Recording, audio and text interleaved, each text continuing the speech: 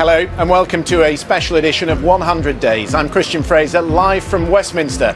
On this, the day the British government begins the process of leaving the European Union. An official hand-delivered letter to the EU formally triggers a 2-year countdown to Brexit. This is an historic moment from which there can be no turning back. Britain is leaving the European Union. So here it is. The President of the European Council says his priority is to defend the remaining member states. Brexit has made us, the community of 27, more determined and more united than before. We'll hear from Brussels, Spain and from across the UK. And I'm Michelle Fleury in Washington. Our other headlines. What are the opportunities and dangers for markets across the world of 2 years of talks, then Brexit? All that I have seen under 3 common fisheries policies is the decline and the hardships of the communities I live and work in. And dear Europe, people from across Britain say farewell to the EU.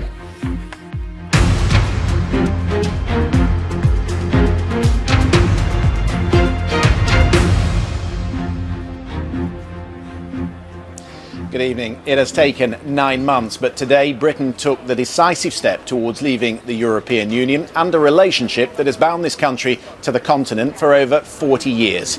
The British Prime Minister's letter, just 6 pages long, was transferred to the President of the European Council by the UK's ambassador to the EU. And that very simple process triggers Article 50, beginning 2 years of devilishly difficult negotiation. The deal that is agreed, or maybe there'll be no deal agreed, but either way, the outcome holds consequences not only for the 4 nations of this United Kingdom, but also for the future of the European Union. We'll look at all of that tonight, but first let's hear from our political editor, Laura Kuenssberg, on this momentous day.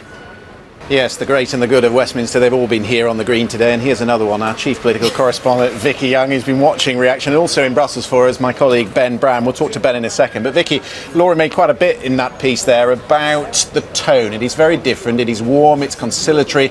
She's setting, really, the environment for the negotiation. Oh, there's going to be plenty more of this to come over the weeks and months. Vicky Young, thanks very much, and thanks to Ben Brown also in Brussels. Well, 9 months is a long time, isn't it, for people to reflect on the vote they cast in the referendum. So has opinion changed at all?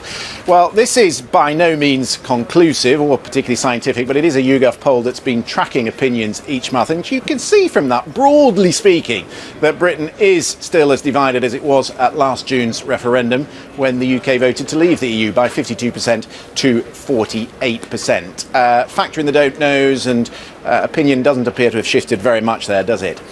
Well, after 44 years together, it is time to write those goodbye letters, and here's what some people will miss about EU membership and what some people might not.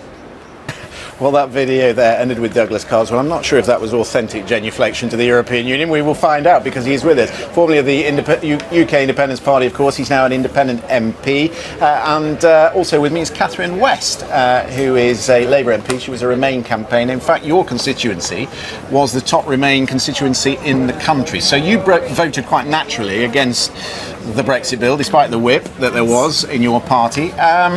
But you've not done much to stop. I wish we could talk more. We are out of time. Catherine West, Douglas Carswell, thank you very much for coming to join us.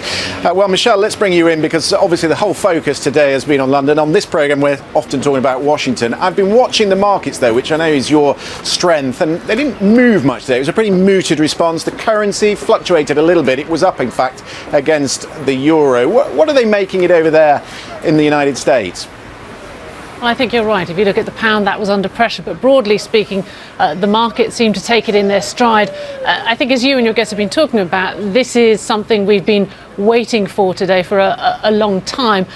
But the bank stocks were a bit under pressure. That is because, of course, they're big employers in the UK, and there are certain question marks that we're waiting to find out the answers for.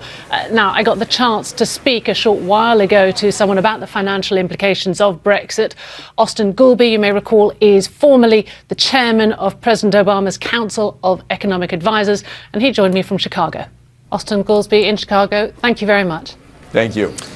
Yeah, some interesting thoughts there from Austin Goolsbee. A lot of importance being put on that future American trade deal, of course. Well, let's talk a little bit more about the people who will be affected by this negotiation. And of course, there's 3 million Europeans here in Britain. There is also around 1 million Brits who are in Europe, and they will be affected as well. Let's speak to Gavin Lee, who is in Benidorm. And Gavin, I would think there is a certain amount of uncertainty for people in that part of the world. You're watching 100 Days from BBC News. Still to come for viewers on BBC News Channel and BBC World News. Prime Minister Theresa May tells the BBC she remains determined to get a free trade deal for Britain, but will Europe allow it? Also, the European Commission says it wants to agree a deal on Britain's outstanding debts at the outset of talks. Is it a bluff? That's a question we'll be asking when 100 Days returns shortly from BBC News.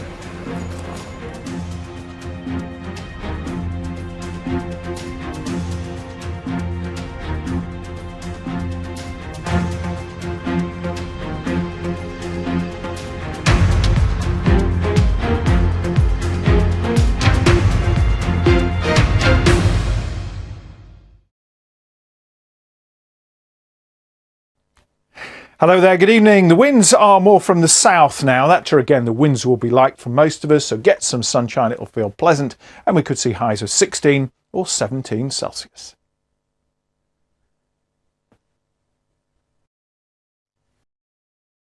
Article 50 has been triggered, which will lead to Britain's exit from the EU. You can follow every moment in depth with BBC News.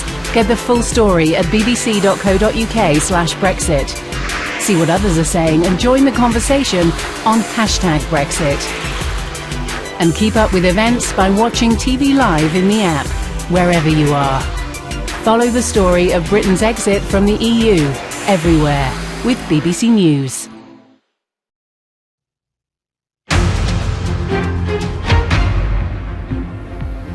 Welcome back to this special edition of 100 Days with me, Michelle Fleury in Washington and Christian Fraser in Westminster. Our top story, the British government begins the process of leaving the European Union. An official hand-delivered letter to the EU formally triggers a 2-year countdown to Brexit. And coming up, we'll have the reaction from the Prime Minister in a rare interview from inside number 10 Downing Street. We're also live in Brussels for more on The View from Europe.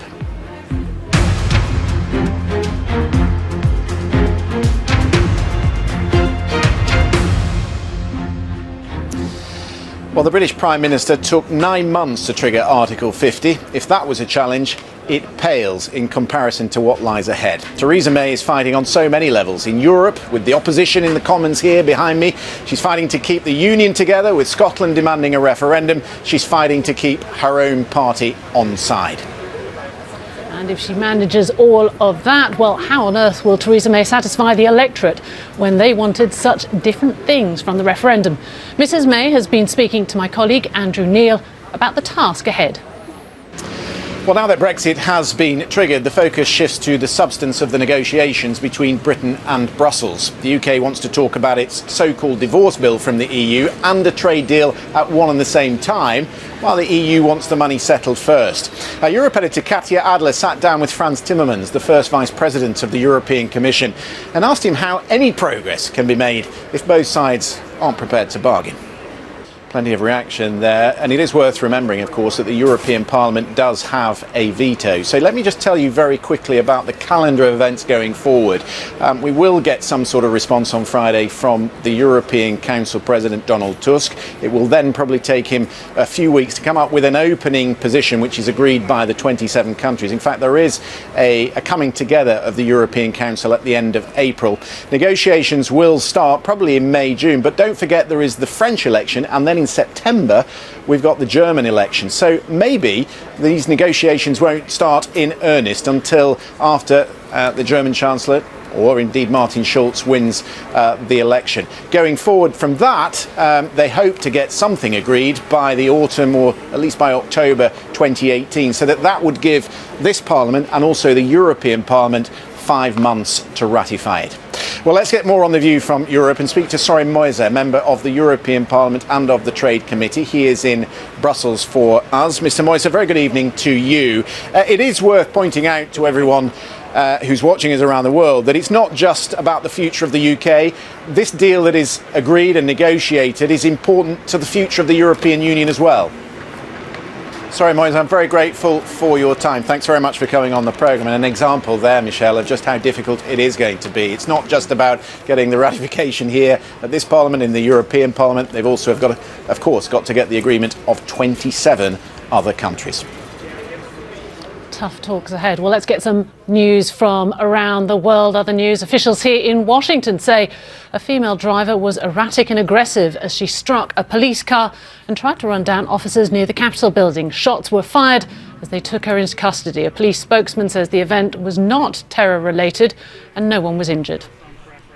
The front-runner in the French presidential election, Emmanuel Macron, has received support from the former socialist prime minister.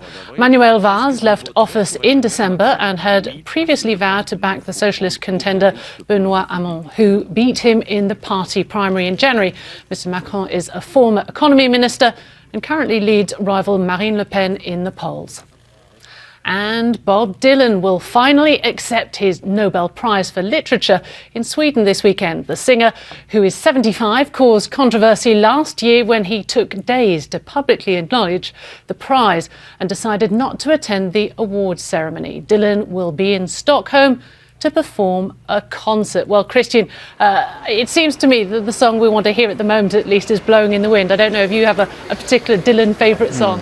Like a Rolling Stone, I think, in the spirit of today. Rolling where, though? That's the big question, isn't it?